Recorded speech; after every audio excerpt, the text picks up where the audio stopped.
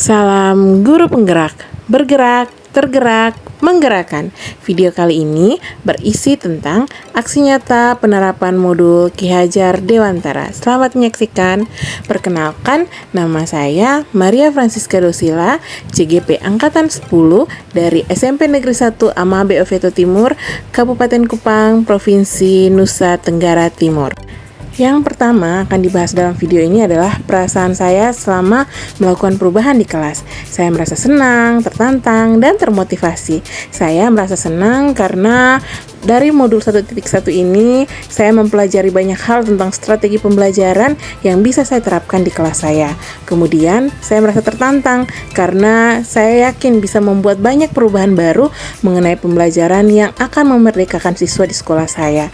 Lalu, saya merasa termotivasi untuk membuat pembelajaran yang lebih student center, membuat pembelajaran yang menyenangkan, memasukkan banyak unsur sosial budaya dalam contoh materi-materi yang akan saya bawakan di kelas saya.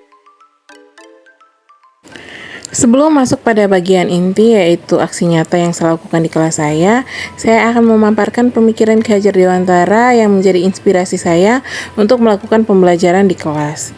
Melalui pemikiran Ki Hajar Dewantara, saya menjadi paham bahwa pendidikan adalah proses menuntun segala kodrat yang ada pada siswa.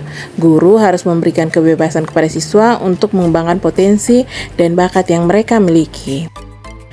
Kemudian, melalui pemikiran Ki Hajar Dewantara, saya menyadari bahwa selama ini proses pembelajaran yang saya lakukan belumlah memerdekakan siswa. Sebagai guru, saya harus bisa membuat pelajaran yang menyenangkan dan efektif dengan memperhatikan kodrat alam dan kodrat zaman siswa tersebut. Adapun ide atau gagasan yang timbul sepanjang proses perubahan yang saya lakukan di kelas saya, yaitu yang pertama, cara pandang saya terhadap siswa berubah. Saya jadi mengetahui bahwa setiap siswa mempunyai karakteristik yang berbeda-beda, dan saya juga memasukkan nilai sosial budaya dalam pembelajaran saya melalui contoh-contoh kontekstual yang sesuai dengan lingkungan tempat tinggal peserta didik. Dan kemudian, sumber dan media pembelajaran haruslah yang konkret. Media pembelajaran seperti lingkungan sekitar dapat digunakan untuk pembelajaran yang saya lakukan sesuai dengan materi yang akan kami pelajari beserta peserta didik. Selanjutnya, saya akan membahas tentang pembelajaran dan pengalaman catatan praktik baik yang saya lakukan di kelas saya. Strategi pembelajaran yang akan saya lakukan yaitu saya akan merancang pembelajaran yang berpusat pada siswa. Saya juga akan memanfaatkan sumber belajar dari lingkungan sekitar seperti sekolah dan halaman sekolah. Saya akan melatih siswa untuk mengeluarkan pendapat serta mengadakan kegiatan kokurikuler dan ekstrakurikuler sesuai dengan materi yang saya ajarkan. Lalu saya akan menanamkan nilai karakter kepada siswa seperti gotong royong, ramah tamah, dan saling menghargai sesama manusia. Berikut praktik baik aksi nyata dalam bentuk foto bercerita. Hal yang pertama kali saya lakukan dalam melakukan aksi nyata saya yaitu merencanakan pembelajaran. Saya membuat RPP, LKPD, media pembelajaran, bahan ajar, juga lampiran penilaian. Berikut item pembelajaran yang saya buat. Yang pertama ada RPP yang sudah berdiferensiasi dengan diferensiasi konten. Yang kedua ada media pembelajaran yang saya buat dengan animasi-animasi yang menarik perhatian peserta didik. Lalu yang terakhir adalah pembuatan LKPD dan juga instrumen penilaian untuk menilai hasil belajar siswa. Selanjutnya masuk pada tahap pelaksanaan pembelajaran, yaitu melakukan pembelajaran yang menyenangkan sesuai dengan perencanaan yang telah saya lakukan sebelumnya. Pelaksanaan pembelajaran terjadi dalam 3 tahap, yaitu pendahuluan, inti, dan penutup. Pada bagian pendahuluan, anak-anak akan berdoa, kemudian saya akan melakukan presensi, dan kami bersama-sama akan melakukan salam dan tepuk PPK. Lalu setelah itu kami akan melakukan apersepsi dan saya akan menyampaikan tujuan pembelajaran serta penilaian yang akan saya lakukan selama pembelajaran dalam pertemuan itu. Setelah itu masuk dalam kegiatan inti, yaitu yang pertama adalah peserta didik mengamati video dan menjawab pertanyaan sesuai dengan video yang telah mereka saksikan tadi. Hal ini merupakan orientasi peserta didik pada rumusan masalah sesuai dengan model pembelajaran yang saya gunakan dalam materi tersebut. Setelah bersama-sama menjawab pertanyaan dan mengamati materi, kemudian peserta didik dibentuk dalam kelompok-kelompok kecil untuk berdiskusi dan menjawab pertanyaan-pertanyaan yang ada dalam LKPD. Setelah selesai berdiskusi dan menjawab pertanyaan-pertanyaan yang ada di LKPD, peserta didik kemudian melakukan presentasi. Saya menggunakan model presentasi yaitu game presentation yang menyenangkan dan menarik perhatian peserta didik. Peserta didik sangat antusias karena mereka bisa belajar sambil bermain. Setelah selesai melakukan presentasi dan bersama-sama mencari jawaban yang benar, lalu masuk pada kegiatan penutup, yaitu melakukan kesimpulan, juga merefleksikan pembelajaran pada hari itu. Peserta didik wajib melakukan refleksi untuk mengetahui bagaimana pembelajaran hari itu terjadi, apakah menyenangkan atau tidak, manfaat apa yang mereka dapatkan dalam pembelajaran hari itu, dan juga apa yang mereka inginkan untuk pembelajaran yang selanjutnya. Demikian aksi nyata yang saya lakukan di kelas saya setelah mempelajari modul 1.1 refleksi pemikiran Ki Hajar Dewantara. Halo, saya Dwi Kusuma Stuti, seorang guru di SMP Negeri 1 Amabe Veto Timur. Saya merupakan rekan sejawat dari Ibu Maria Francisca Dosila.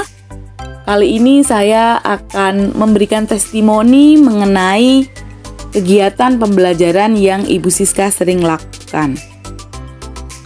Kebetulan di beberapa kesempatan saya pernah menemani Ibu Siska dalam konteksnya observasi kelas.